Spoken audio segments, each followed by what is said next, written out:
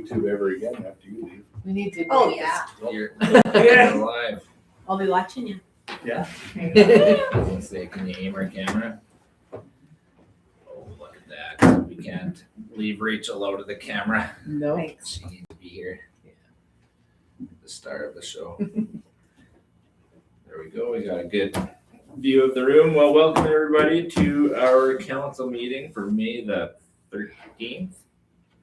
Hopefully that's right. Yep. Good. Okay, we've got lots of interesting things on the go today, so let's make sure we're trying to stay focused here. We did have a committee of the whole before this, so we'll try to keep it focused. And I will do my best to keep us on track. Before we get into it, I will mention that we're gathered on Treaty 6 territory and we commit to learning from Indigenous peoples, listening deeply and walking together toward reconciliation. Now I can't go back to the agenda. There we go. Okay, call to order, 7-ish. Let's go to, everybody's taking a look at the agenda there. Same format as always. Lots of good stuff in there. Does anybody have any questions about the agenda, or can I get a motion to approve that agenda? I'll approve the agenda. Councillor Smith makes the motion to approve the agenda. All in favor? Carried, opposed? No, good. We're going.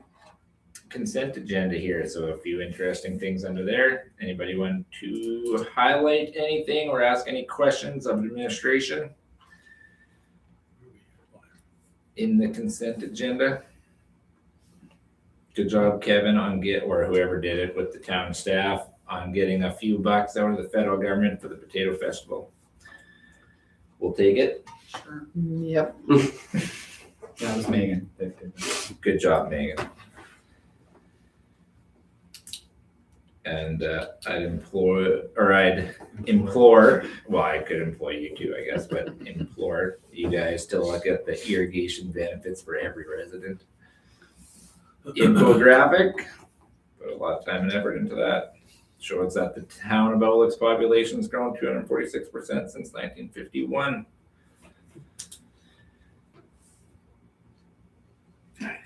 Which we attribute to irrigation. Anyway, I don't need to plug it too much, but it's there for you guys to read. Did you build that? I don't have those graphic design skills, but I did have input into what was on that sheet. I think it looks spectacular. Yes. Yeah. Who did it?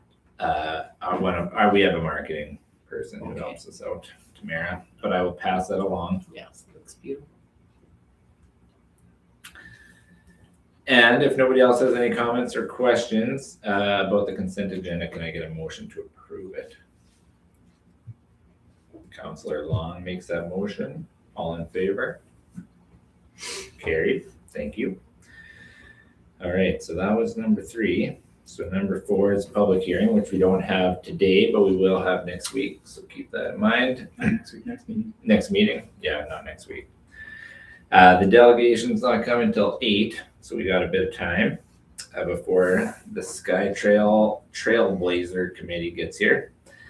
We don't have presentations. I'm going to skip this. Let's go to number 9, 9I. So these are reports of administration, and the first one is a realtor joint proposal. So Kevin, you want to? Yeah. So a couple meetings ago, we had a conversation about enlisting local realtors to help us sell lots, specifically in the Rail Yard subdivision and in the new Saskatchewan Road properties that are being developed as we speak. So the council was very amenable to us doing that. So we reached out to some local realtors, having some conversations how we'd like local realtors who are invested in the community to help us sell some of these lots and just expand the community, especially the commercial. So they've got contacts like to help businesses develop new businesses and have an idea. So yeah, so we reached out to well, I guess it's Realty Executives and Remax Shoreline Realty, who both have more than one realtor working at their group. And we also reached out to the other local realtors as well that we know of in Outlook. Realty Executives and Remax Shoreline Realty came back, put a proposal together as a co-listing marketing proposal. I was very specific when I reached out to all the realtors, and I said, we feel that there's enough here for any realtor that is invested in the community and wants to work with us. And of course, we know that if there's a listing, if one realtor has a listing, it's an open listing. So there's also opportunities for other realtors to take advantage of that as well, to act on behalf of the buyer. But we were really looking for somebody to act on behalf of the seller. So this is more for information, but I just wanted to give you a bit of an update, and this is why I pulled it out of the consent agenda. Just an update to show you that there are two groups of realtors that are really excited about working together. So again, it was Realty Executives led by Michelle Nato, and then Shoreline Remax Realty, which is Phil and Jocelyn Nutrition.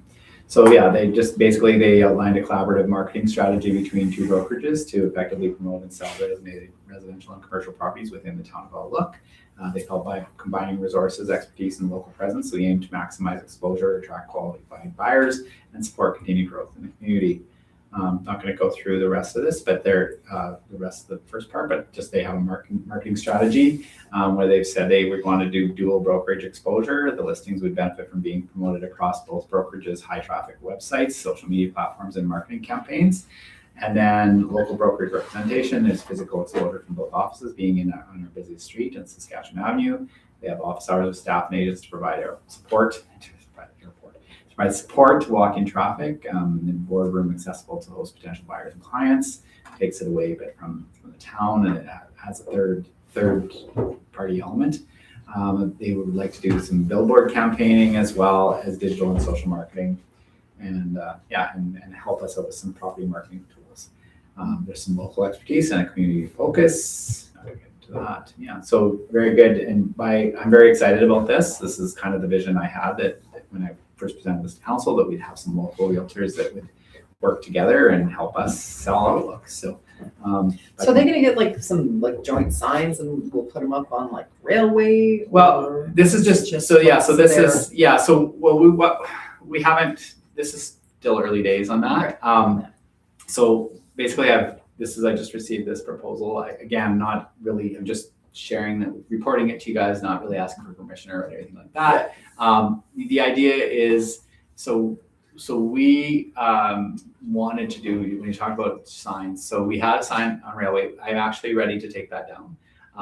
So we were planning to go to a different marketing strategy regarding how we are going to advertise lots that we have for sale. Part of that was also with a ear to going in the future to that we may one day have some residential lots for sale too. So thinking of utilizing some QR codes and some like smaller signs on properties, with some basic information, but a QR code or like here you can look at this for lot design and stuff. So that's more for residential lots, but that was the idea, is like let's start leading ourselves towards that. So I was hoping to use the realtors as well for some ideas of like what works and what kind of signage works. So yes.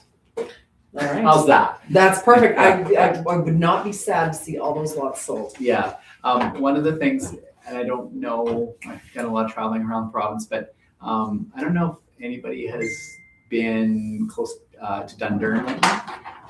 Dundurn has an absolutely massive sign along the highway. I mean, of course, they're in a different location, but it's a very it's very massive. It has a picture, and then it just has like kind of like go here. It doesn't have a lot of words on it. I found that quite attractive. With the mayor's face? No, it wasn't that. It was actually showing, and now I'm going to do it, not justice. I think it has families and like it has. So I got again, of course, I quote it and I can't remember what it looks like. Yeah, I'll bring them in. Oh yeah. But anyway, so yeah, just a bit of an update. That's where we're at. I'm going to reach out again to other realtors and just say, okay, we've had a proposal.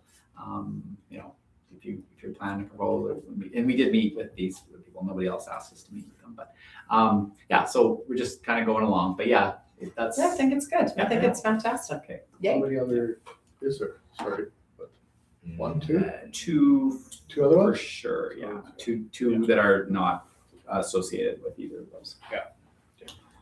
Definitely. two. Yeah. Yeah, so that was just more of an information piece, but I just wanted, it doesn't require any decision, but just making sure you keep you up to date on that. Will it require a decision? No. There's no contract or anything? Mhm. Well, there would be a sales contract like if you sell. So we would, in council would have to make a decision whether we're gonna sell a property. But then it would also be, like, included in that would be the commission. Okay. With the commission, so. Okay. And you did make a motion to put up a certain amount of lots already, so. Through this, not to them, but just for me to negotiate it. Great. Okay. Okay, sounds good. All right. No other questions? Good. Next meeting, they just all come back with offers. Yeah, Sounds ideally. easy. No pressure. Yeah, Phil, Jocelyn, and Michelle, if you guys could. Yeah, just a mittful of those. Okay, let's go to 9II. Before we get into this though, we're not here to negotiate at this table. We're not at the stage of negotiating either. I just want to make sure everybody's aware that that's not what we're discussing today. This is information and there's still a couple of steps that need to get done before we. This is to that reporting, point. So- not a decision either. Yeah, so Kevin, why don't you've given us the lowdown, a couple of us when we were standing out there the other day, but do you want to give everybody? Yeah, else so Carter summary? Crescent, in a nutshell, the sanitary sewer main from Carter Crescent goes across two properties. It goes across two properties to get eventually to the main lift station. There is no easement taken on those properties from when that happened, and we don't actually know exactly. It may not go across two properties. We don't actually know which property it goes across. It's very deep, and so if there's ever any, the reason we discovered it was last winter. We had a blockage, and so we had to find the blockage. Fortunately, we found the blockage. It wasn't under the properties. We did some digging up. I was on the Sky Trail. We did some digging and whatnot, and we were able to solve the problem. But then we discovered that we didn't know that the sewage mains went under these properties. We thought they went somewhere else. Also, one of the barrels is where is it? One of the barrels is we don't know if it's under a property, but we think it's under a building. You mean manholes? Manhole. Sorry, well, barrel manhole. Yeah. Yeah. So one of the manholes, and manhole is very important. Even if we were to do the cure in place, if we were to replace, if we weren't going to dig the sewer line up, but we were going to do cure in place, we actually need to go from manhole to manhole. So we need to know where that manhole is. So right now, we suspect it's under a building. We don't know if the building is actually on our property or on private property. We suspect it's on private property. So we got our work cut out for us. So we need to, again, this is a very proactive thing. We don't have a problem with that right now. But now that we know where all of that we know what we don't know, we need to get that secured. We will definitely need to have a easement, and when you put an easement on, usually there's some funds that we pay to current property owners to do that. But we need to, if you've read through this technical memorandum, just going to what we like to do, go through the recommendations, which is No, we like to read through the whole. well, this is a short report, so you should read through the Wasn't whole. But yeah, so the recommendations, section number 4, we are currently doing, our team is doing the first two parts. So one is a legal land survey. So we're commissioning a legal land survey to formally verify where the property boundaries are of two properties. Actually, it just says here 15 Carter Crescent, but it's also 16 Carter Crescent. So that we will clarify our jurisdictional position. And then we've already done this. We've retained a specialized contractor to perform a comprehensive CCTV inspection of the approximately 39 meter pipe segment that was previously submerged. This data will help us confirm if the remaining pipe profile is a viable candidate for cured in place pipe. So that's where doing those two. So that's where we're at right now. Once we have those results, then we will probably proceed to the third phase. And then we'll have a go forward from there. But yeah, we're very hopeful. It's looking very promising that the cured in place lining, which is the cheapest option, is what we can do. It's just a matter of how we do that. Yeah, it's disappointing. This is again, it's one of those pieces where we've been working on our asset management and trying to locate where things are and have cameras and whatnot. And, you know, we are behind the eight ball and things like this. So here we are looking at this and going, okay, this is where this is. Is it just something they put in, like, well, probably would have been put in, what, in the 60s? Yeah, so yeah, but it's very unfortunate because usually there would be a easement and there's no easement. And actually on the other side of that house, there's a walkway, which is essentially the easement. So why they got one on that side and not the other side? Yeah. But it's a Yeah. good reminder when we're doing new stuff. Think first, Yeah, act later. And make sure that we're recording everything properly. putting easements where they belong. Are putting the infrastructure where where the easement is. Yeah. Well, and that too, yeah. Is that our main stormwater? Sewage. It's sewage. Oh, that's a sewage one. So it's Stormwater. a sanitary Sewage. sanitary sewer. So it kind of comes from the catch, or not catch, it comes from the barrel or the Right. manhole on Carter, right in front of those properties. And that's, yeah, it's the sewage from And it goes. Everywhere. Everywhere, yeah. Figure 1.1 shows you where it's. Yeah. Yeah. So anyway, just more of an information piece, but yeah, and you can see they did talk about opinion of probable costs. The cured in place, as you can see, is the lowest cost, so which is what we're hoping for. Quite frankly, the other options aren't really options for us. You know, if cured in place didn't work, it wasn't something that we thought was going to work. There are actually, I wouldn't say significantly cheaper options, but less involved options than there are there. So Oh, I like the fourth option. Let's go with that. yeah, no. Well, and that's going all, yeah, that's yeah, the fourth option is $13,000 an inch. Yeah. Isn't that what it says? per linear Or meter, 12,000? 12,000 per linear meter. Yeah. A minute meter. Oh, I can't read. Lineal meter. Linear Just meter. go like this, it makes it way bigger.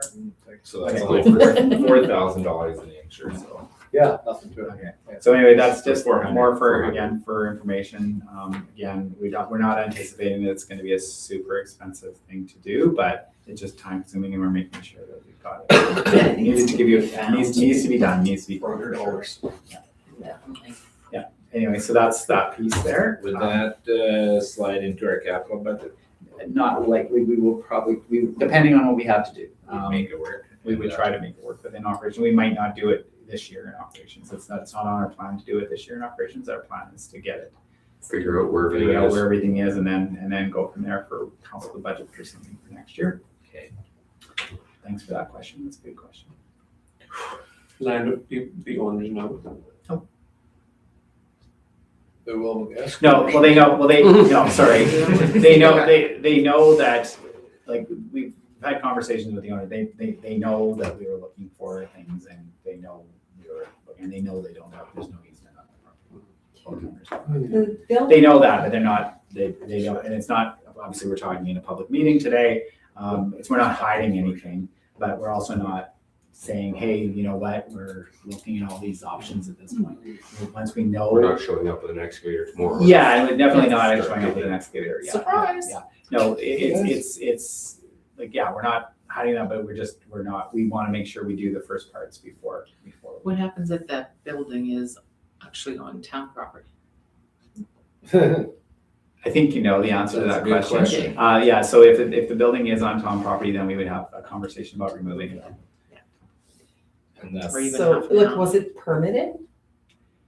I don't think it's over 100 square That's- feet. Yes, yes, Well, I mean, yes, it what is. if Oh, we then gave it them a should be. permit, then Yeah, but we don't mark property I lines. think there's a future discussion to be had and probably once we know some stuff. positions on both sides that may or may not, depending on the information that comes out, Yeah. be. Yeah, I guess, I think that's maybe a better answer, but I guess I did say but yeah, we would definitely, even if building is on top of if we find that, yes, that it's there and the building is on top of it, Here comes then the track. well, no. then we'd have to have some communication about like, how can we get the building moved? Yeah. Whether it's a temporary thing or not temporary thing, right? But we'd also be having the biggest conversation is about an easement. Yeah. So when you have an easement, then you can't actually put a permanent thing on top of an easement. So we would, if it's not on our property, it just affects the position we are in on a financial, when we go to talk about paying for an easement. Negotiation. Yeah. But we want to find something that works for everybody. Yeah, absolutely. Yeah, we have no intention of like being heavy-handed on this because we No. can't really be. And even if it is on town property, yeah, we'd still be very There's still reasonable and have taxpayers. some conversation about like, okay, back to your comment, like, is it permitted? Yes, we don't mark property lines, so there's some risk there because we don't insist that we haven't insisted that there's an actual real property line marked. Size. Yeah, so, but I'm not, so it all just affects our That's why bargaining power, I guess. that's why we need to have All of the this information. Yeah, So for sure. we'll see what Those are great happens. questions.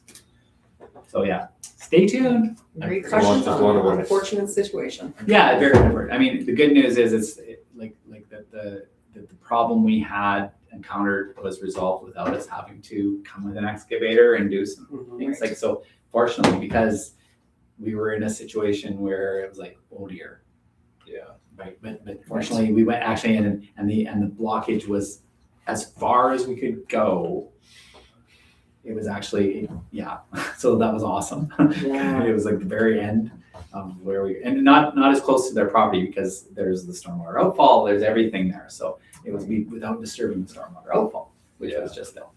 So that was a piece too. So Insanely deep there. yeah, it's very, very deep. So Yeah. cool. Okay, so stay tuned for that one. Yeah. Should be interesting, and Kevin will make sure that never happens again on any of our new stuff. It's not, we don't do that kind of stuff. Okay, let's move on to 9I, the construction schedule for the Sask Road subdivision. Right, so this isn't, I'm just sharing this with council, so this is what KMS is our contractor that's doing stuff, so they've just changed up their order of operations, I guess, a little bit, but they are still hoping to just, to finish the project, by the end of, September is what they've got. It's close to September, right? End of September is when their end date is expected. There has been a couple different delays in the last couple days, so not sure if it's going to affect their end date or not. But so that's basically what I wanted to point out. And I've already told council this generally, but they've switched. Initially, they were going to do the stormwater retention pond last, and they've switched that, so they're doing the stormwater retention pond first. They ruined the roadside. Yeah, so That looks good. yeah. So, and I don't know if council's all aware of it today. So we had some communication with them about traffic, road closures. So today we did put a public post on what the plan is for road closures. So what typically is considered the landfill road, or it's right beside just to the west of Miles Moore's there. That landfill road will be closed starting Monday, Tuesday, and it will be for over a month. That will be closed. We don't expect the highway at all to be affected at all, but there is work adjacent on both sides of the highway. So there is slowdowns going on there, and there's definitely people working and equipment, but the highway should continue to be open. We've had communication with the RM of Rudy, because those are RM of Rudy roads.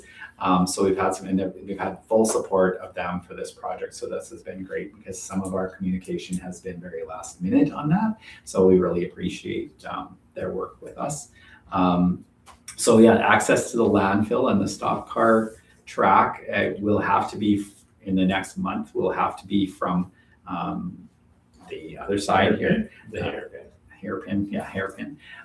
So we've had some communication really about the bypass. It's not a bypass, but what we typically call bypass. We've had some conversation with the RMRD as well, because they obviously won't be able to use the landfill road as that part of the bypass. So we're going to have to set up an alternate route there, a bypass to the bypass For oversized loads. for oversized loads as well. So I'm assuming they have, like KMS or whoever is set out with the highways, so that whoever goes to. You Like think, these but oversized roads. because the highway isn't affected and bypass isn't owned by the highway, we're having to look after that. Because that's the piece, it's not an actual bypass, because Ministry of Highways isn't. Even though oversized loads are supposed to go around, the Ministry, so because of that, there's no requirement to actually. So there's gotta be a sign there that says no oversized loads. Yeah. Because if one goes down there and they come up that road, there's no Yeah. turning around. Well, I guess my concern more so isn't so much coming from this direction, because I guess you go, and if it's detour, you just keep going and you're. Yeah, I guess. But my concern is coming from this way, is if you coming from the east and you get into town, what are you gonna do? You gotta go. You gotta go through town. Mhm. Which, So oversized load, but to be fair to everybody, oversized loads are supposed to have, they're supposed to have permits. So that's why we talked to the RM Rudy to make sure that there's some communication with the Ministry of Highways about oversized permits. But Trent told me today that he isn't aware that there's any oversized permits for the next 10 days. So hopefully we haven't missed anybody.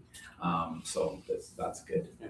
Yeah, so there will be communication, but it's not us and the RM to communicate. So I've actually asked the RM to communicate with the Ministry of Highways. But it is an interesting piece, because it's not like, so in our previous project where we were going through using the highway, the contractor had to make all those communications and stuff. But that, again, another problem with the bypass. It's not a bypass. It's and everybody uses it as. when's UFA hoping to be done? Oh, I Like can't comment on that. No. No. I thought you had in previous meetings, but. Well, I can't comment because I don't know. No. Sorry. Yeah. That they I was have, gonna say, like, when it's a development and a building permit. They're gonna be running over each other, but. Oh, they are right now. 100%. Yeah.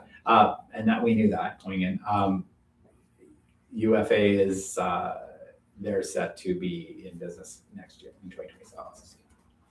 I did take some cool drone pictures of that area yesterday. Yeah, I will send them to you guys. Yeah. Or you can check. I saw them on Facebook. And that was a good post too about the traffic, like. Well, and we're a little limited, but we do know traffic is obviously, like, there's a lot of traffic through Outlook, so and through in Outlook, so it's very important to get our traffic some notification out there. I'll leave it at that. Yep. Somebody's backing up a mile somewhere, guaranteed. Oh, yeah, for sure. But then we'll know who doesn't have permits. Well, that's the Yeah. piece. It's like, That's fair. Okay, well, it's good. Good. Thanks for sharing that, Kevin. That was 9II. So let's go to 9IV or 9.4. The CAO report. yeah, I do leave my CAO report in the consent agenda, but I just wanted today to just go through fairly Of quickly. your own tires. Sure, no, that wasn't it either, but yeah. Yeah. So in human resources, community development has filled its seasonal positions. They're putting welcoming packages and orientation packages together. You've already done an announcement, but Assistant CAO Rachel Sillers will be leaving the town of Outlook effective June 4th. We wish her well at her new position at the Arm of Montrose, number 315 as the CAO. She's been with the town of Outlook for 12 years.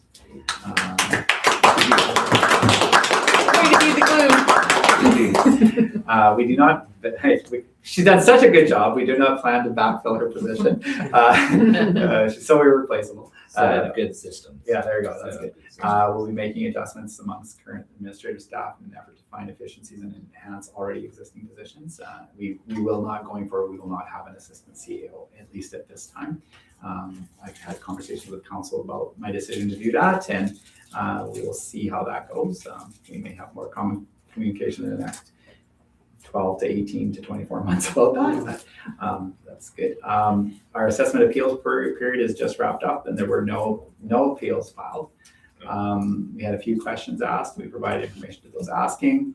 For the most part, we made referrals to SAMA as they have clearer understanding of the details of each file. We were able to glean some information for property owners from the assessment cards.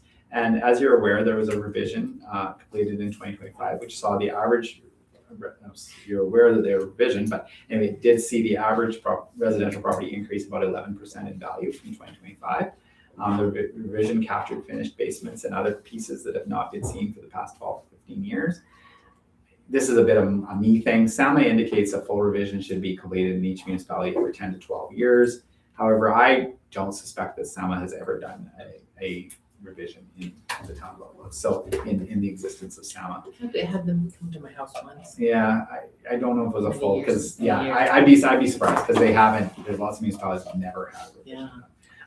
So now we have. Yeah, so now we've had a revision. There was a commercial revision done. I thought it was completed in 18. Anyway, they're doing the commercial revision right now. So they're doing that this year, so which is good.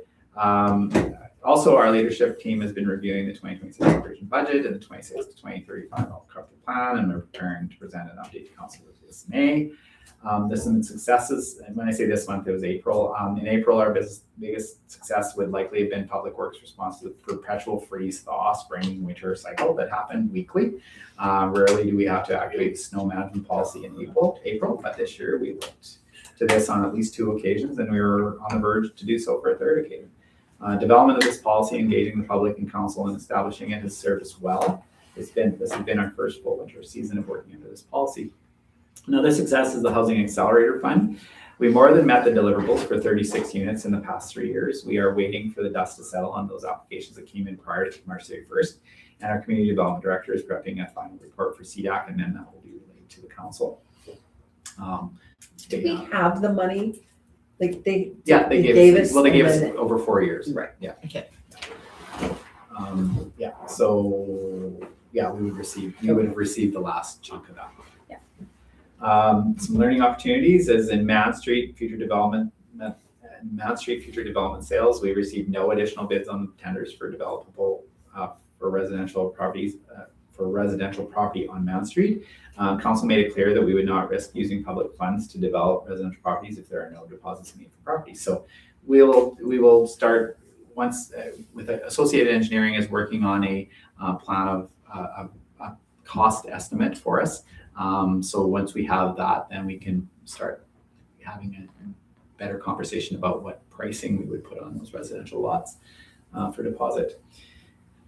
The town of Lovelock received no bids on the Mackenzie Street North service lot. We have 1 lot for sale. We will internally review process and look to stakeholders for input for future offerings. We heard more than once that the value assigned for all of these lots is too high. However, these are estimate. Oh, sorry, this should have been with the other piece. Sorry.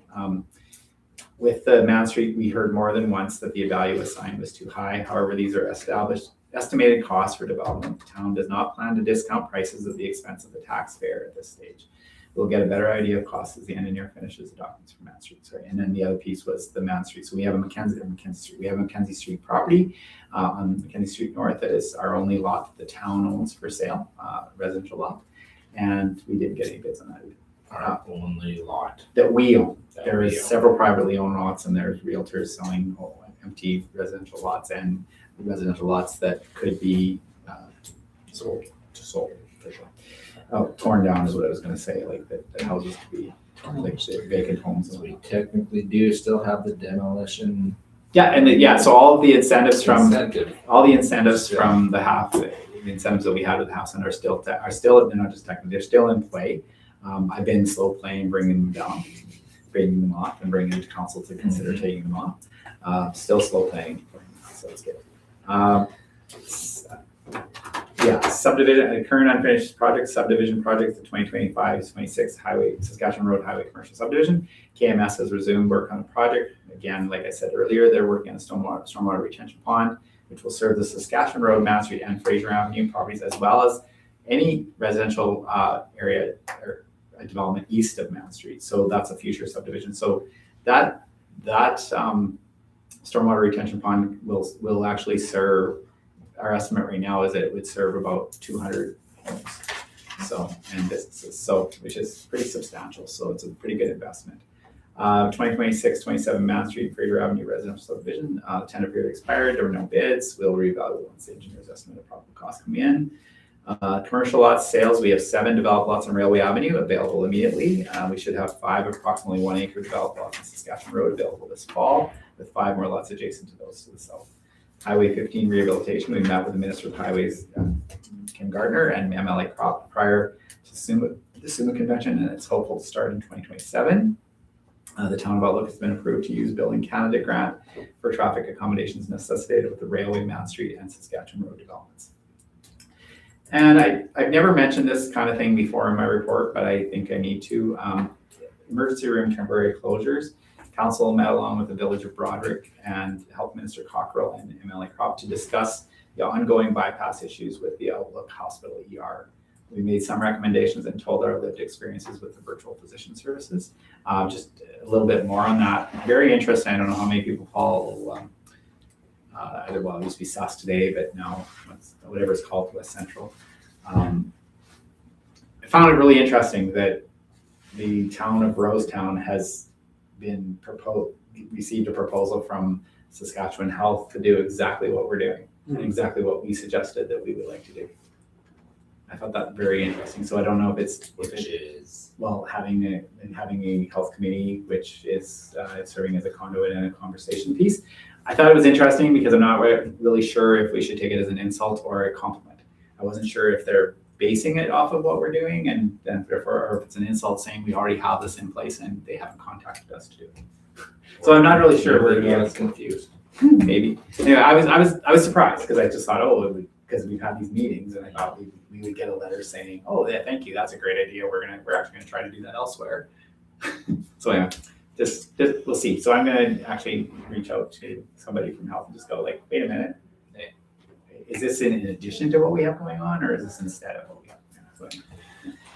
Well, just yesterday, a friend of mine wiped out on his bike, needs stitches, went to the hospital. Sorry, Virtual. gotta go to Rosetown, Yeah, virtual position. Yeah. so we'll keep on it. It's nothing like taking a road trip while you're bleeding. Yeah.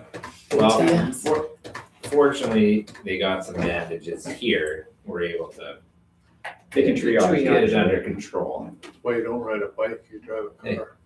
Don't you talk to the bikers. Was in a whole lot different in the city. A new guy got his hands really hard. He was just the other day and he sat in the hospital for about 3 hours and he left. So. And you know what? The more important customers up there, you know. So It's anyhow. true, the amount of time you're gonna spend in an ER in Saskatoon is also horrific. It is a bigger problem than just us. But ours is the ER's closest. Yeah, that's true. It's not that we're just sitting there waiting. We have an ER.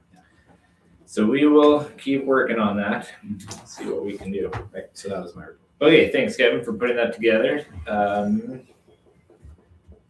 Why don't we do our mayor and councilors forum and then we'll do our delegation. Did you have something, Councillor Smith? I just thought of something I wrote down. I want to encourage everybody to fill out their census. Yes. Wasn't today the so- last day or yesterday? I hope not. I think you can do, is it? So something that I'm going to speak out loud here about this is census is ongoing until the end of August. Yeah. So there is opportunity to do your census. However, I think actually this was brilliant that they actually said, hey, you need to get it done by May 12th because they were sending it out. So it's a quick turnaround. So it's like people don't go, oh, I'll do it later because it's right, Sharon? No. Yeah. Yeah. So, Yep. so people And actually if are it worried wasn't about- for the last minute, nothing would get done. Exactly. So, but I think that's good, and I think that has lit a fire under a lot of people. But yeah, it's definitely not the deadline. Those of us that did the census may have noticed that your census is effective May 11th 12th. or May 11th, May 12th. So it's actually where are you on this date. So that's And what I did it ahead of you time, did it ahead of time. Yeah. So just in case. anyway, so it's good. I think this is the first year that this first time the census has been done totally online. There's some really bad. I don't know. I learned that I obviously got the long form. I always get the long form because I was like, Mine was like, done. I know like mine took 5 20 minutes, minutes and prior to everybody else was like, oh, it took me No. 5 minutes, and I'm like, did it ask you this question? No. I'm like, And I'm thinking too, I mean, if there's people out there who don't have computers Yeah. or can't do it, maybe Well, the library, like, or They can go to there's the different- library. Yeah, there's different they places. can Well, and I call guess come and help them. yeah, and that's the other piece too, I guess. There are like there's census workers they hired in Outlook. There's several people that are working, and that's the piece too. So they do the first go around and trying to get you by May 12th, but then they're going to nudge you, right? And Yeah, so nudge yeah, and then re-nudge. re-nudge, right? So it is a process for sure. They also, one of the lead called the office and said, if you didn't get one, you misplaced it, or you can't fill it out online, to call the 1-800 number, and they have agents who will do it over the phone. Okay, that's good. So that That's good. technology is not a barrier. Okay, that's good to know. And if you've been following, I think Delisle, Mooseman, Mhm. they're all posting about, okay, each resident gets you $400 a year, and then if you miss 25 residents, and then they add it all up. They have all So- the different scenarios. Yeah. We do want people to do the census, because we do get money from that. Yes. Or our That- money that's is our based funding off to of get that. Mhm. It's based on population. But- Yes. Grant money. Yeah, grant fund. It's a good one. And a shout out to LCBI for hosting CRAD on the Mother's Day weekend. It was a great time. I was at the banquet. Congratulations, Kyle, on raising a child to be to graduate. Graduate. You're gonna just spell it right there, though. Well, No more. and congratulate, and actually same to Crystal Fisher. Matthew graduated and Cheyenne graduated. So it's like a 4-day event for those guys. So It really way is. to It's make it through it. fabulous. But yeah, we were at the banquet in the Grand March. Good time. Lots of people, big class this year. 40 Yeah. or something. Yeah. Oh, wow. It's really Wow. Yeah, so congratulations to those guys. Anything else? Well, could talk about the Prairie Festival coming up. I guess we won't be having a council meeting before then, so that's May 29th, 30th, and 31st. So lots of stuff going on there. It'll be quite fun, always is. Lots of entertainment. Lots of entertainment this year, man, really got going. So I think the Olwick Market is on the 30th, and Olwick's Got Talent, which the mayor is gonna go into on the 31st, I believe. Ooh, what talent do I have? Little dancing, Let me know. little singing. I think he's a vice tap. Yeah, A like, bike. Yeah. I can ride my bike. softball's really got going, I guess. I just noticed, I was just looking online, they got lots of games going on, the U15s, I believe, and what's their 13s? So lots of softball, that's good, get that Valentine's. Well, the baseball too. And baseball, yeah, I didn't notice the baseball on the calendar, but I'm sure there is. U13 for sure. Maybe that's. And U18. Yeah, Mhm. they just said softball, I think, but maybe they meant the ball, Yeah. whatever, doesn't matter, get out there and watch, that's a good thing. Golf, there's May 23rd is the Ice Hawk Scrambler. That's right. Yep. I'm looking for 2 people to be on my team. You really want me on there? You're in. Oh, I don't know, okay, whatever, we'll see. And then the OAS Minor Sports Day is June 6th. I'm not sure, I'm not really familiar with this part of it, but I guess you might know more, or somebody might. It is June 6th. Sorry, I had a different day in my head. Oh. Kind of all the teams play together. It's Are we talking baseball, or what are we talking? yeah, it's Baseball, a okay. baseball day. All the team of all the ages play. It's sort of like a tournament across all the ages, and they have food, and I think there's food and like a concession. And it's just a great day to go out and watch all the kids, support them, cheer them on. It's Good. usually a good day. Cool. Sounds like fun. Are you gonna announce the grand opening thing today, or are we gonna do that later? June 12th, Fire Hall grand opening. Yeah, do we have a meeting before that one? We do. We have 2. We'll get back to. Yes. 2? 2 more. The 27th. It's only the 13th today. We Is haven't it had a only May. 13? We haven't Oh had my a goodness, May I'm meeting. way up. Don't But anyhow, squander your me. so I don't want to squander it all, we'll have to save for the next one, right? But June 12th, put it in your calendars. Also will be a good time. Well, yeah. Yes, it will. Then It'll be nice to check it out. could say we got some testing and tuning possibly with the stock car track on the last weekend, depending on the weather. That's, we got 7 inches of rain tonight or something like that, but This weekend. next weekend. It'll be the weekend of the Prairie Festival. It's when it's gonna rain. Well, I'll take rain. I mean, No, no, I know what you Rain mean. this weekend. Yeah. hopefully it rain this can, weekend. I mean, it Yeah. can. I don't want it to rain on No, Prairie Festival weekend.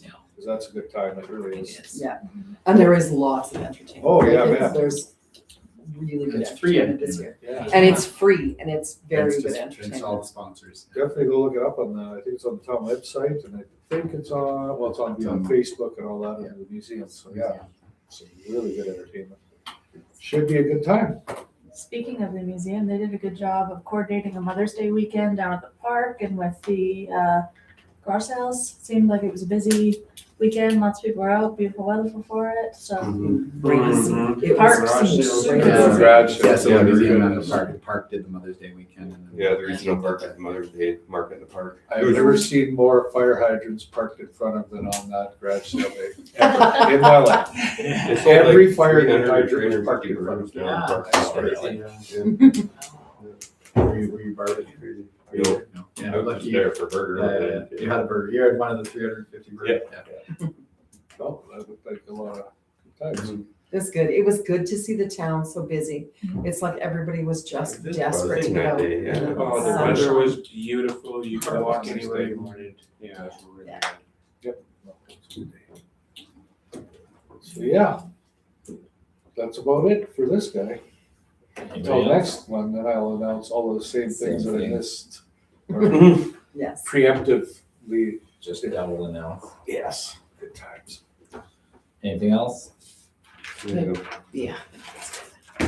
Okay, then I guess the last thing is, a lot of us have been affected or heard of the passing of Nolan Haugen, yesterday. And so we want to pass along, like, Nolan played hockey against them for a long time. Definitely they're coming out to the Bartsy tournament. He was part of our community. His family's definitely part of our community. So it's a tragic accident, and we want to pass our condolences and sympathies and prayers to Tim and Patty, and then Michael and Kobe and Sophia. It's grandparents. Yeah, and lots of other family who are in town too. So sad about that.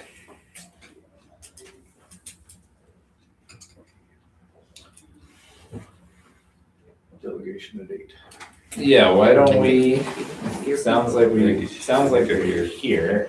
It kind of sounds like there's more than one. So why don't we go to that next?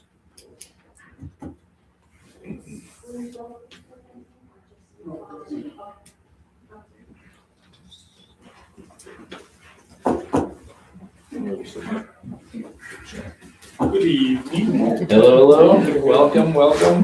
You're live, watch your language. But next Saturday or tomorrow, so I know that's for sure. Right? And these, the survey we did on the businesses. To keep. Yeah, they're just for tonight, they're, I'm just gonna talk about them here, so they're just for your information or for the council's information. All right, everybody, we've got Reg Cadbury, Con Hammer here. Thank you for coming, gents. I think we know everybody now. So just to give the public a bit of a preface, that we did on May the 7th, we went out to the Sky Trail, had a look at it. Some of us did walk down it to inspect it. So it's not open, we're just inspecting it. And so now we're gonna, council's had some discussions about that informally, but we're curious to hear, Con, what you have to say about that. And then I think today there might be a bit of opportunity for discussion on how we move forward. Good. Okay, I'd like to thank the council for hearing my presentation, and the other thing I really wanted to comment was the congratulations to the CEO True and the Mayor Hubbard and the councilors that turned out for the Thursday evening meeting to check the work that Luke and his crew did in cleaning up the entry building and surrounding area. And especially gratifying to the several councilors and mayor that walked out to Pier 13 where the damage was at the deck. What I want to talk about was risk that the town councilors face, because at the September 25th meeting, the CEO and the mayor were adamant that the council was at risk, yet they didn't say why or how to mitigate it. And Gary Rittinger and I did the baseline survey on the SkyTrail Bridge on May 1st, 2023. We noticed that someone had removed planks from the deck. This was reported to council via letter on May 2nd, 2023. Since that time, the town and the council members have left themselves open to a lawsuit should anyone be injured because of the missing planks. Council could be liable for failing to repair the damaged deck, knowing that people were climbing over the west fence onto the west end of the bridge. Originally, it was assumed that vandals damaged the bridge. However, Luke pointed out that this area had been damaged and repaired several times when SkyTrail was open, from 2004 until it was closed in 2013. The question was who removed the missing planks and why were they removed? People climbing over the west fence would not be carrying a drill to remove the 3-inch screws. Repair is simple. The bridge the damaged area by screwing both ends down and letting the boards float over the damaged areas. No screws in the damaged areas. The cost of that for the 14 2x6x12s would be $229 plus labor. A lawsuit would not only involve the present mayor and council, but also the mayor of 2023 and all the councilors since can be called to testify. Depositions are under oath and the lawyer could ask any question pertaining to the lawsuit. Why was the town's legal counsel not consulted? The easy solution was budget money to repair the deck, but for some reason it was never done. Repairing the damage to the deck gets the town and council off the hook for negligence. A motion to repair the deck would solve the problem. Repair costs would come from the $8,000 remaining from donations made in 2003. Now that the weather is warming, people are going to start climbing over the fence on the west end of the SkyTrail. And if the damaged deck is not repaired and someone is injured, the town could be facing a major lawsuit. Our SkyTrail Trailblazer Committee had heard rumors that there was some concern among councilors that opening the bridge to tourists would be of no benefit to town of Outlook. Our committee met with 75 establishments and only 5 not wishing to sign the survey sheet, which was written as we believe tourism is a benefit to the town of Outlook and the SkyTrail is safe for pedestrian traffic and should be open this spring. Several establishments that I encountered asked why the council had not repaired the damage caused by the vandals or whatever. The majority, however, wanted the SkyTrail reopened. There are approximately 325,000 people with 1 hour drive of Outlook. Every tourist dollar spent in Outlook circulates in the community, resulting in an approximate 4-fold increase. Since the bridge was closed in 2013, hundreds of thousands of dollars have been lost to the community. The council should have the damaged section repaired as soon as possible and any protruding screws removed. The council should not make the same mistake that was made by the town council in November of 2013 when they closed the bridge without consulting the local community. It's time for an open house for a local community to walk the SkyTrail. The local community can show the town council that they wish to have SkyTrail reopened by coming to walk SkyTrail on a designated time and date. If only a few people show up, council will have no option but to leave SkyTrail closed. The temporary walkway remains in place and all people that walk to the bridge will do so at their own risk. Our Trailblazer Committee recommends the following date and time: Sunday, June 7th, 2026, between the hours of 1 p.m. and 4 p.m. Our committee will be there to assist and answer any questions. Respectfully submitted by SkyTrail Trailblazer Committee Chairperson Connie. We appreciate that, Con. One thing Sharon had, or Councilor Ruth had started to interrupt. I think all of council realizes that there could be tourist dollars from And that we certainly have missed out on tourist dollars since it closed, which is unfortunate. And I think we all want that. And again, the point of what I was going to say is I don't want anyone to think that anybody on council, either this year, this term's council, or the terms prior, no one wants that bridge closed. Why don't they? No one wants it closed. And I don't want that narrative to be out there that the council is doing this for any other reason than that it is dangerous. And that it is extremely unlikely that it is kids that are taking off those boards. And I think that we all looked at that. You can see the pressure points. You can see those boards are broken. It is not vandals. It is not Right. children. They are not getting out there. That is not what's happening. And we did discuss this while we were all on that bridge. You can see the stress points that are breaking those boards. There are areas where you can see through the bridge. You can see that there are ties that are dropping. We don't want that to be true, but it is. And I don't know what else to say. I agree, but what I'm saying here is that that's fixable. It was Fixable? fixable. But it is How is that not. fixable? Well, it was fixable. How is it fixable? No, we're talking.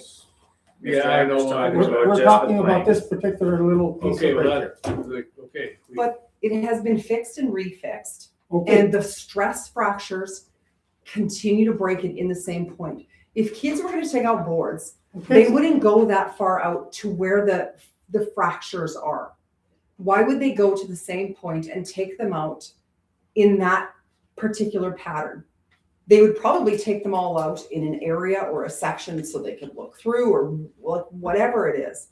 But the part in the middle where they are all broken and the boards that are just at that point have been damaged, that's not kids. Absolutely, it isn't kids. That's what I'm saying. No kid is gonna walk over that bridge carrying a drill Right. and take out those sections. So Absolutely. those could have been done 5-10 years ago. We don't know. But somebody took them out.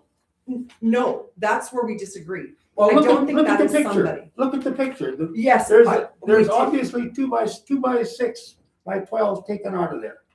absolutely there is. But I don't think it's people. Or broken. You're suggesting that the stress fractures fracture. No, and it yeah. broke. No, Yeah. nobody lifts, when you got 3-inch screws into railroad ties. Railroad ties, no problem. Yeah. Look at half of The them when time- you walk out there, half of them are sticking out this far. Oh, some of them are sticking out, certainly. I actually have great video. I have pretty good video of you. The question is, So it's, if you fix it, I don't care how you do it, as long as you cover that area up, you're no longer liable. But if that's somebody, not accurate. Like, what makes you say that what are you basing that? on a lawyer's opinion, On what lawyer's opinion? the lawyer that I have, And he would come to us and say, if we put a piece of board over that stress No, no, no. fracture, that we are now no longer liable. you're no longer liable for damages At that particular at that location. particular section. We're not talking about the whole bridge. No, that's Just right. that one area. We could argue over that. I think one thing that we would like to talk about is, I think this council would like to, having this kind of like hanging around, I don't think that's what you guys want. I don't think that's what council wants. We need to figure out what we're gonna do for like I don't want to call it a long-term solution, but something where we say, okay, this is how it is, and like more of a permanent solution. And so your options are kind of like, we fix the bridge and open it, or we don't. And so, but then we don't want it to just sit there and look like weeds, which is, I think, what we had discussed too. And we had cleaned up some of that area, but we need to have some sort of permanent solution so we can kind of move on from it. And I guess that's where having some public engagement, like you had suggested, would be helpful to see what, have some of the public, I don't know if, I'm guessing we probably wouldn't be wise to let the public walk over the bridge. We could certainly have some discussion at the bridge, We had discussed potentially bringing engineers out to describe what they're seeing. You guys could present at that too, and we could just have some public engagement, drone footage. And I think council had some suggestions about, like, I think this council is, the way that we sit right now, that opening the bridge kind of as it is would be very difficult for us. But are there some way we can try to still capture some sort of value from a look out there, or just to beautify it in some way? Because we don't want we don't want it to look like a jail on this little overhang with weeds growing everywhere and all that kind of stuff either. So I think that's an area where I don't know if June 7th works, but it's a like. Well, one of the things I want to compliment on what happened is cleaning up that area. Mhm. And the other thing was talking to the fireman, like originally when I was out there one day with one of the firemen, he said, to get through this, a couple of locks are not hard to cut. And as soon as you took that screen off, you've got now 3 locks instead of having a screen and the other one to go through. So you've already cleaned that up if somebody does get hurt on the bridge. So if you patch that piece of bridge, as far as the council is concerned, the only thing then, the risk is gone from you guys. The risk is whoever is out there is the risk to the people that walk under the bridge, not to the council. The other thing you can do, if you want to look at the engineers, you look at the first 3 tiers from where it's dropped, because from then on, there's the diesel engines that were there are gone. That whole end of the bridge there's 250,000 pounds taken off that end of the bridge. So the bridge is supporting itself. However, this other part, and the other part that's kind of strange, everybody's talking about the damage down below, but yet when the engineers wrote their report, they said, is the east abutment moving? That's the only thing they said. So what's happening is they're saying the bridge is like this. This is the top point here that's stable. This is the east abutment that's stable. These here don't really matter. So There's you said just it kind all. of I a- talked to the That's engineer. not. The engineer never said that at all. What didn't he say? He said the whole slope was going. No. Yeah. The Yes. engineer, Talk to him. what was his comment that he wrote out? Engineering. He said, what, you want to know the comment? It's not if the bridge fails, it's when the bridge fails. That's his comment. Which engineer was this? The one who actually looked at the bridge, an actual engineer with actual qualifications. But his report said, No, it did not.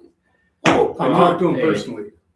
And I think this is where, if we had some public engagement, that's an opportunity for them to come out and kind of explain what the report said, try to put it in layman's terms that we can understand.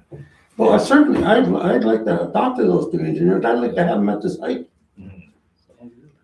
So I think I think it is. I think it is time for having a public forum, and it would be good. There are a lot of people who signed that petition, although it is always in the way that you ask a question. I think if you asked everybody in this community, would you like to see that SkyTrail bridge open? You are probably going to get close to 100% of people who are going to say yes. Of course, we wish it was open. But if they had the opportunity to see what we had got to go see, I think that number would probably fall to 3%.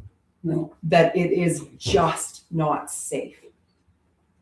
And I don't know. And the people who signed that paper, are they willing to pay what it would cost to actually do the work that needs to be done? So that's a different question too. Do you want your taxes to be $84,000 a year? Maybe, but I doubt it.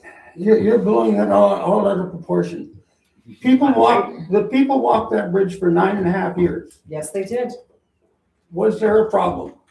If you actually look at the pictures from 9.5 years ago, from that little hut straight across, it was straight. It was straight. There was no dip in it. It was straight.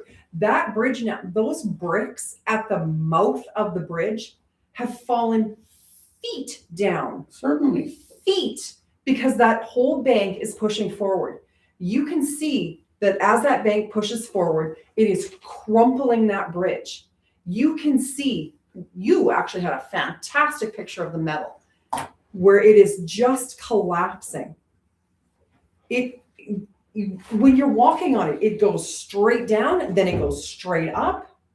Everything in the middle of that compression, the boards are completely popped out. There's an entire tie that's probably dropped 8 inches. Like I don't know how long it's going to be until that complete tie drops into the river. It's not safe. People will walk, if that bridge was open, you would get that. But that might be. Okay, But you but know what? then the If I risk ride is an on, airplane, people the- would fly. the risk- That- the risk is on them though. No, It's not It on us. isn't. And that's the challenge. Is I agree with you. Like if we could prove that the risk was on the walkers, then sure you could open it up. But if the town owns it, then what our lawyers are saying is that we still retain some of that risk. And so how do we it's not just we, it's the whole town. of The whole liability, town. you have And the the liability, liability. yeah. There's And two different things there. Risk and liability is different. Yeah, and see, to me, if you could put it all on the walker and you said like, this is your problem, and like if it falls down, it falls down. But that's just not the position I don't think we're in this day and age. But So would you take if you were offered the bridge, would you take it? I mean, there's no I'll risk. walk it. No, you take it. No, I'll walk it any day. No, I'm saying you take the bridge under your name. Why would I want the bridge? What do you mean? Why would I want the bridge? I'll walk the bridge. You open it, I'll walk it every day. Why would you not want it under your name? Why should I? It could be the Con Amber. You want it Bridge. under your name? Of course not. I don't think you're understanding this. If Okay. it's so safe, Okay, okay. why stop? I think our next steps though are to have some sort of public engagement. I think council's supportive of that. We'd like to put some No, sort of that's a pin in this and have like what we would consider, at least for this council, a permanent strategy. Because it is in our strategic plan. If we could get something done in a place that we're like, not everybody's gonna love whatever we come up with. Or what the public comes up with, and hopefully people from the public come to that public engagement and bring some ideas of I think what I would maybe seed as an idea is if we can't structurally open that bridge, what other options could we do to still try to capture that tourism value from it? Because that's the town's, it was on all of our stuff. It was a thing that we were really proud of, and it's still there. So how can we try to maximize what we have? So I agree. I think you're right there. It's gotta be some get together of some kind. So moving forward, we can work with you or Kevin and Con. You guys can work together and Reg to try to find. We'll have to talk to. We're going to try to get the engineers out for this engagement. Council will be there. Is there anybody else we think should be there? Legal, yeah, oh yeah, that'd be good to have. Yeah, I think, you gotta have a legal counsel there for sure. Legal. Yeah, a few different presentations or something like that where people could get some information, maybe have a bit of chance to ask some questions. Maybe we could come up with a couple of rough ideas of what we could do and see what comes of that and go from there. Well, even if we could come up with some cost, an idea of what it would cost to, to find, to me, the main part of that is the first 3 tiers, where that dropped. Mhm. Because I think the rest of it is not that big of a problem. Right, But it's in there, and there's gotta be some clarification, because there's 2 different, what's under the base and what bridge itself is doing are 2 different things. right. I agree. I think we need Your to. engineering skills. Okay, that's cool. Okay. Okay, legal insurance maybe there too. So yeah, I think that would be a real interesting discussion to have with the public. So looking forward to that and when we can plan it and then see what we can do. So appreciate you guys coming to council. Thank you. Kaiser player extraordinaire. Got to play Kaiser with Con the other day. Really appreciated that. I hope I get to come back and thank you guys for coming to council. We really appreciate it. And Well, we appreciate for the council to walk out in the bridge. Nobody in 13 years has even thought about doing that, so thank you very much. all right, thank you.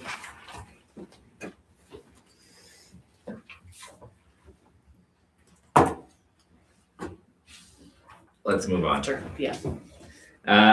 We're going to 11I, the friendly annexation, very friendly, of the roadway from the arm of Rudy, number 284.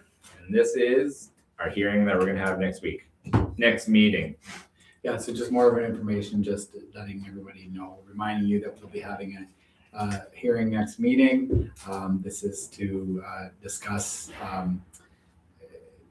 us a friendly annexation. Put that in there because annexation sounds like a really harsh word. So yeah. So it's definitely friendly insofar that the RM of Rudy has very much asked us to do this. So this is good too. The reasons for the proposal are the existing roadway is adjacent to the town of Outlook and is integral to be included within the municipal boundaries of the town of Outlook to support development and on adjacent land within the town of Outlook. The existing makeshift Highway 15 bypass currently consists of separate roadways, which currently lie within the town of Outlook and the RM of Rudy It's not a bypass. Yeah, well, makeshift. Yeah. Both municipalities wish for the separate roadways to lie within one municipality only for greater certainty planning and for future bypass negotiations. The rural municipality of Rudy number 284 agrees with the necessity of this change for planning and development purposes. So yeah, we'll be having this we'll be having this at the next meeting on May 27th. If anybody has notices of objection or even support, they could certainly get it to me before the end of the day, May 22nd. So the meeting will be on 7:30 on the 27th. There's more information. Yes, now I do want to remind council that we did have some discussion about this. And so if you have questions, please get those to Kevin so that he can prepare answers and information for you ahead of time. And then also during that discussion, don't be shy in voicing your opinion. That's what we're here to do. There's definitely some pros and a few cons, and we'll discuss those further next week or 2 weeks. next meeting. It's the third time I've done that. The 27th, yes, and if anybody wants, what day did you say they gotta tell you by? 22nd. So if you wanna come to council and talk about that, or It's a written submission. written submission, the end of the day on the 22nd. Okay, good. Let's go to 12I, so the quarter one financial report. For Rachel, I see we haven't won any lotteries yet, so. I don't think we bought any tickets. Yeah. Dang, We've dang. been saving our pennies. Put that in the budget. Yeah, lottery tickets. Ontario this is- address. For the first quarter, so January to March. And it shows the change in position year over year from quarter one last year. Would you like me to go through all the numbers? No, I'll just read the comments just to kind of explain where we were sitting at the end of March. So our cash position continues to fluctuate through regular operations, was slightly higher in our checking account at the end of March as property owners took advantage of the municipal discount on property taxes. We've also repaid a portion of the reserves internally borrowed to finance large-scale capital projects, and we'll continue replenishing those as reserve and cash flow allows. Something we touched on earlier. For our receivables, they remain generally consistent year over year, with the most notable change being the decrease in the general accounts receivables, and that is due to the long-term sewer replacement fees that continue to get paid down. And utility receivables have also remained stable, reflecting consistent monthly billings, which has been wonderful for us. On the long-term debt side, the town's long-term debt continues to decrease as we make our regularly scheduled payments. The debt figures include not only the long-term loans and debenture, but also our capital equipment leases for the loader, grader, and mower. And then for our jointly owned committee finances, for the Outlook Rudy Joint Protective Services Committee, the change in position there is attributed to the donations received and ongoing activity related to the Fire Hall project.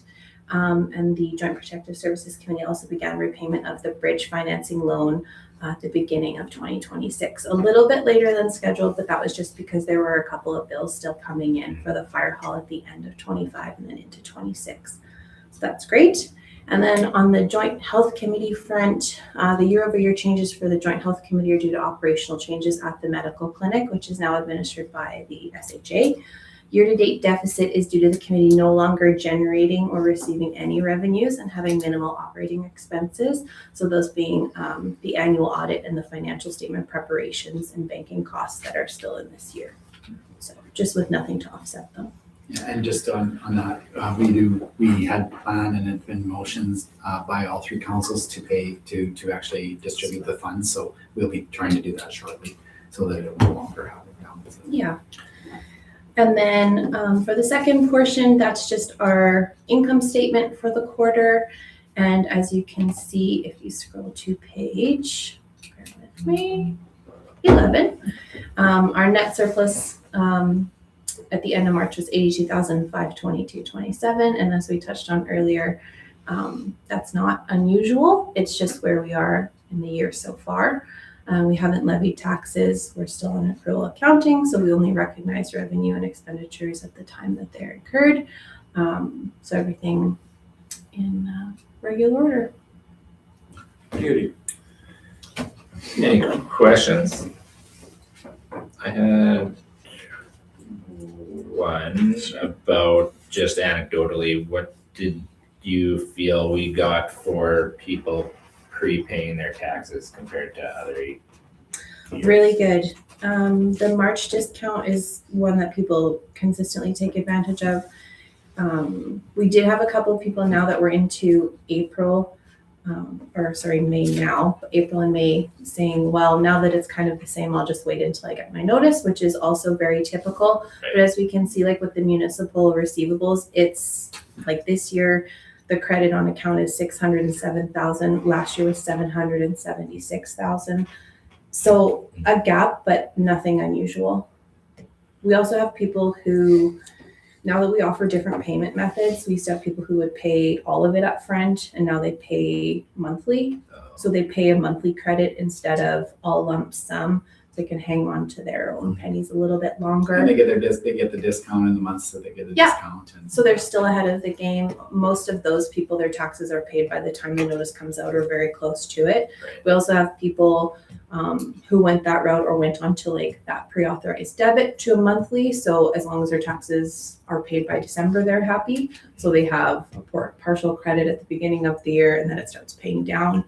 Right. Yeah. I was just going to comment a little bit. So just to add to Rachel's, the first year we did this, the March discount, we actually had over $1 million paid in taxes that year. So it has gone down slightly, but mostly for good reasons. It's because people are, like the amount of people using our pad payment, which is something we've pre-authorized, that has just served us so well.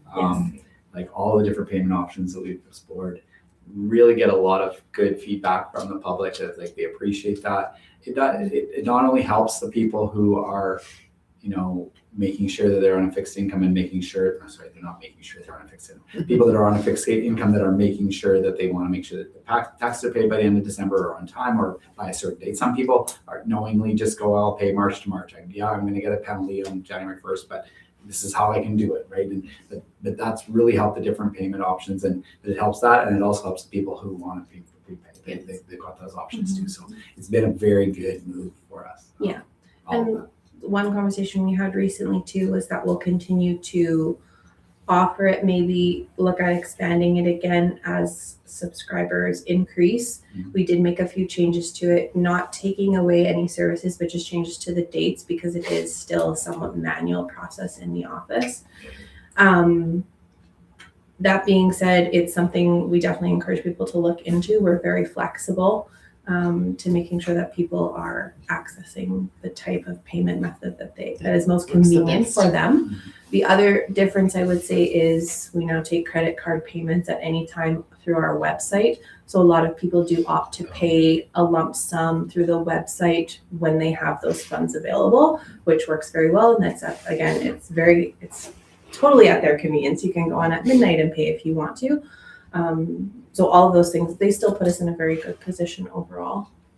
I think it helps with making sure they are all, like, having less tax problems. Yeah, Absolutely, yeah. absolutely. Yeah. Yeah, more flexibility. Yeah, I more think we have a opportunity.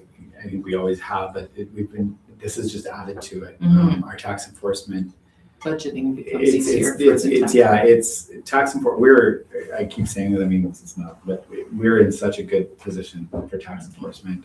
Probably envious, or many would be envious of us. And again, that's a testament to the taxpayers, first of all, but it's also a testament to our flexibility and ability to work with people. I don't think we've ever had, since I've been here, I don't think we've ever had somebody phone in and say that, oh, I can't pay my taxes and I'm not gonna pay you anything. Like we never, like we always have, and then our staff is like, well, let's figure out how we can do it affordably for you and how we can maximize that. And no, it's been good. Been a really good thing. But yeah, but we did have a really big buy-in the first year. That was our biggest buy-in, but it's kind of even, I didn't expect to know that. That was actually hugely surprising. I didn't realize it was gonna be that big. But there's been different things. And the economy actually speaks to that too, right? Has the discount changed? Yeah, well, we changed it this year. We went from 6% to 5%. So there was a that slightly, might make a slight decrease. Yeah, I mean, I haven't talked to many people about this year, but I don't think we just said we've decreased it to 5%, and I don't think we've got any like bad pushback saying anything negative about that. Just understanding that it's what we're able to offer at this point. Thanks for putting that together, Rachel. No other questions? Then we will move on. Oh, you want to accept this? Okay, Councillor Smith makes that motion to accept this report, quarterly report. All in favor? Carried. Thank you. Okay, let's go to this subdivision development for Fertile Valley. Before I turn it over to you, I'm gonna make a quick comment that Waterwolf has reviewed this as well. Dawn and I have seen it. And so we're just adjacent to it, and that's why we're taking a quick look at it, but it's not really in our municipality either. No, so as a part of any subdivision, those affected parties, so municipalities that are within a certain distance from the development have to be consulted. Right. So what's interesting is often when you're an urban municipality like the town of Outlook, most things actually you do have to consult the rural municipality because we're within, I think it's 10 kilometers or something like that. So, but we only get from the Arm of Fertile Valley and the Arm of Rudy only ones that are within, I think it's 10, it might not be 10 kilometers, but of our border. So this one is very close to us on the west side of the river in the Arm of Fertile Valley. So basically, just not to make this a long thing, there's nothing really in this that I think that our council should be concerned about at all. We don't have to make any comment. We just have to consider things. So are we aware of any land use in the vicinity that would be incompatible with the intended use of proposed sites? No. Do you have any facilities that could be affected by the proposed development? No, we don't actually have any facilities that would be affected. So those are our only two questions that we're supposed to consider. So yeah, we have 40 days. We don't have to even send them a response.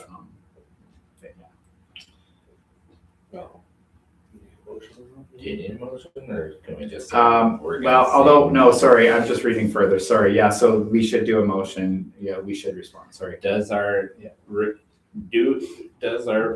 proposal comply with our municipality's future growth strategy? Yes. Yeah, we're not planning to put an AI data center over there, so should be all right. So yeah, so basically we want a motion we want a resolution recommending subdivisions approval by the town council. Somebody want to make that motion? Okay. Deputy Mayor McLeod makes that motion. All in favor? Carried. Good stuff. All right, let's go to 12II, non-arm's length payments for Deputy Mayor McLeod and Councillor Ponto. I make a motion. Oh, she's still Oh, there. what she said. Sorry. Jump the gun. All right, these are for lunches at Suma. I make the motion, we pay for Councilor the Bruce small makes that lunches. motion. All in favor? Carried. Thank I you. make a motion next time. It's the mayor's time. All right, now we're gonna move on to non-arm's length payments for the mayor and Councillor Smith. And I'll turn the meeting over to Deputy Mayor McLeod. We just have 2 arm's length payments for Mayor Husband and Councillor Smith. Mayor Husband is a lunch for SUMA.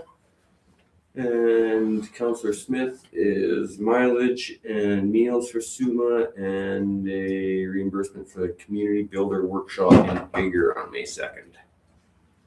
I make the motion, we pay the non-arm's length Councillor payments. Bruce makes the motion. All in favor? Carried. Give